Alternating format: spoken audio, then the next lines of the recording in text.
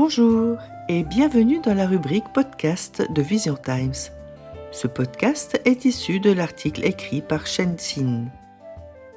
La dynastie Song serait-elle la plus fascinante de Chine pour les Occidentaux? Mais pourquoi la dynastie Song? Sa prospérité? Son ouverture d'esprit? Une période de paix et de développement culturel? En réalité, la période de la dynastie Song était une époque assez particulière. Par rapport à la dynastie Han, la dynastie Song n'a pas connu de troubles civils. Comparée à la dynastie Tang, la dynastie Song était plus prospère sur le plan culturel. Face aux dynasties Ming et Qin, la dynastie Song était plus ouverte et plus pacifique. La civilisation de la dynastie Song a atteint un niveau sans précédent.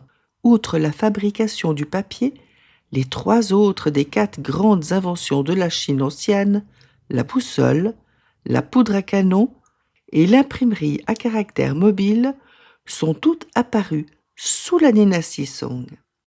De nombreux chercheurs ont découvert que, sous les dynasties Song et Yuan, le niveau scientifique de la Chine était à son apogée, si bien que la Chine était un leader par rapport au reste du monde à la même époque. Les mathématiques, l'astronomie, l'extraction des métaux, les techniques de construction navale et l'utilisation des armes à feu figurent parmi les meilleures au monde. Les empereurs de la dynastie Song ont traité les lettrés avec grand respect. Les lettrés vraiment difficiles à supporter étaient simplement exilés pendant un certain temps et, en cas de regret soudain de la part de l'empereur, ils étaient rappelés sur son ordre. Les lettrés se disputaient également entre eux, mais pas au point de se tuer. Lorsque Wang Anshi, le premier ministre, travaillait sur la réforme, Sima Guan, le secrétaire de l'empereur, s'est opposé à Wang au palais devant l'empereur, si bien que Wang Anshi l'a renvoyé à Luoyang. Une fois à Luoyang, Sima Guan se plongea dans ses travaux sur le Siji Tongjuan et, fatigué de les compiler, il écrivit une lettre ouverte pour réprimander Wang Anshi. Ayant lu cette lettre, Wang Anshi écrivit à son tour une lettre ouverte pour répondre à Sima Guan, et l'affaire était réglée. La dynastie Song a porté la culture du thé en Chine à son apogée, connue dans le monde entier sous le nom de l'âge d'or du dragon et du phénix. Dès l'établissement de la dynastie Song, la consommation de thé a été pratiquée au palais. Zhao Guanyin, l'empereur fondateur de la dynastie Song, était un grand amateur de thé, comme l'ont été tous les empereurs Song. En tant que fils du ciel, l'empereur Huizong a personnellement promu la promotion du thé de sorte que de nombreux hauts fonctionnaires adoraient boire du thé. Les lettrés et les érudits ont fait la promotion du thé à travers des poèmes, des chansons, des calligraphies et des peintures. Les gens de la ville ou de la campagne utilisaient le thé pour recevoir des invités, offrir des cadeaux et participer à des rituels. La pratique de la consommation de thé a marqué tous les aspects de la vie sociale des 2 dynasties Song. L'empereur Huizong des Song a rédigé personnellement le traité sur le thé, un compte-rendu détaillé du processus de production du thé, des ustensiles de thé et de l'art de préparer le thé sous la dynastie Song. Ce livre est un ouvrage important sur le thé, le seul au monde écrit par un empereur régnant. Le livre complet compte plus de 2000 mots et est divisé en 20 sections. Une introduction, puis des sections sur le sol, le climat, la cueillette, la fermentation, la fabrication, la dégustation, l'évaluation, la préparation, le stockage, les variétés de thé et bien d'autres. Ce livre est une source complète d'informations sur le thé et couvre tous les aspects de cette boisson, de la production à la dégustation. Une pratique importante de la culture du thé à la cour des Song était la cérémonie du thé de la cour, qui se déroulait lors de banquets du printemps et de l'automne. L'empereur offrait souvent du thé aux fonctionnaires, aux étudiants, aux moines, au peuple et aux envoyés Khitan de la dynastie Nord. Les fonctionnaires érudits et les lettrés utilisait également la cérémonie du thé comme événement de rencontre. Lorsque les Song buvaient du thé en poudre, il était courant de faire des batailles de thé, c'est-à-dire de voir qui ferait les bulles de thé les plus denses et les plus blanches. Et un bol de thé très bien battu devait avoir l'effet de lait blanc flottant à la surface du bol, comme les étoiles clairsemées et la lune pâle. La couleur du thé était étroitement liée à la technique utilisée.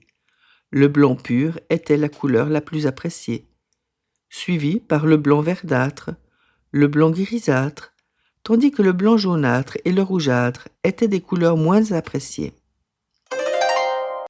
La peinture Song a marqué l'apogée du développement des techniques picturales chinoises, qu'aucune génération ultérieure n'a pu égaler.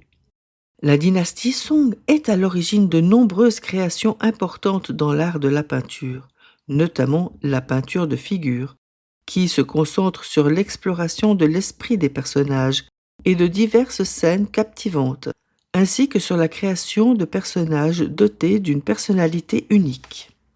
Les peintures de fleurs, d'oiseaux et les peintures de paysages de la dynastie Song recherchaient des effets de beauté et d'émotion et prêtaient attention aux expressions artistiques réalistes et ingénieuses, en s'efforçant de raffiner les images et d'atteindre un haut degré de réalisme.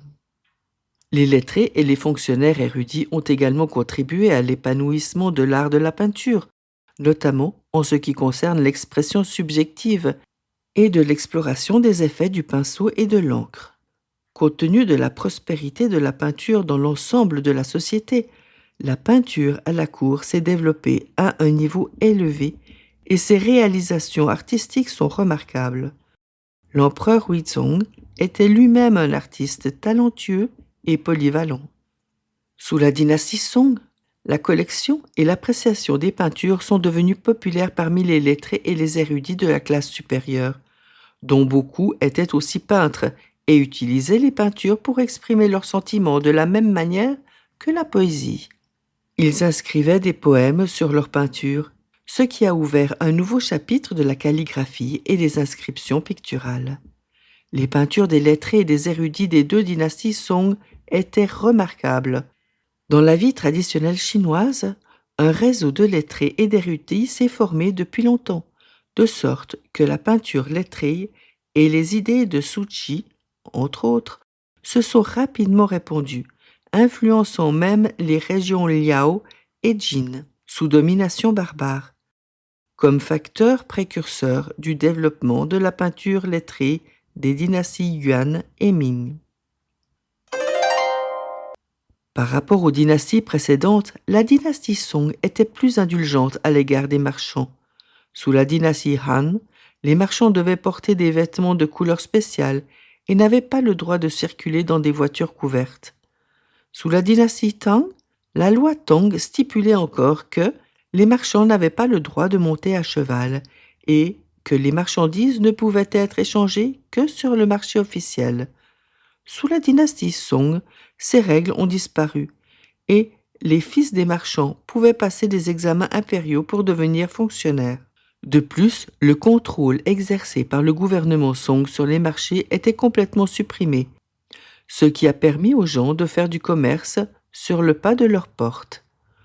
Tzu-Chi, un célèbre néo-confucianiste de la dynastie des Song du Sud, a un jour rappelé avec fierté que son grand-père maternel, Tzu Chue, était un homme d'affaires très riche qui dirigeait des établissements hôteliers et des commerces de détail à l'époque. Tzu-Chi croyait fermement au bouddhisme, tout en étant connu dans sa région pour la puissance de ses biens et de sa main-d'œuvre, mais aussi pour ses bonnes actions. Les hôtels dirigés par Tzu Che occupaient près de la moitié du comté, d'où son surnom, le demi-comté. La presse était très développée sous la dynastie Song. La classe moyenne de la capitale possédait souvent 2 journaux à la maison. Un journal de la cour, officiel, qui était l'équivalent de la publication officielle actuelle, avec un ton très sérieux, et un journal privé de divertissement, qui publiait souvent des nouvelles que le journal de cour ne voulait pas ou n'osait pas rapporter. Les journaux privés de divertissement ont vu le jour sous la dynastie des Song du Nord et ont prospéré sous la dynastie des Song du Sud, et leurs éditeurs étaient des fonctionnaires, des ambassadeurs, des fonctionnaires subalternes ou d'autres personnes. En tant que premiers journaux non officiels de la Chine ancienne, les journaux privés de divertissement de la dynastie Song n'avaient pas de nom fixe et ne provenaient pas d'un seul éditeur. Sa prospérité a percé le système des journaux officiels et il est indéniable qu'il occupe une place importante dans l'histoire du journalisme de la Chine ancienne. Pendant la dynastie Song, la taille des villes et la proportion de la population urbaine a dépassé celle de nombreuses dynasties précédentes et suivantes. Bianlian et Lin'an, les capitales des deux dynasties Song, auraient toutes deux compté 1 million d'habitants. En Europe à l'époque, la plus grande ville ne comptait que 150 000 habitants. Vous comprendrez maintenant pourquoi les Occidentaux sont fascinés par la dynastie des Song. Merci de nous avoir écoutés et si ça vous a plu, partagez, likez, retrouvez-nous sur Spotify, Arcor ou visiontimes.fr. La musique est gracieusement offerte par Tony Chen, que vous pouvez retrouver sur YouTube. À bientôt.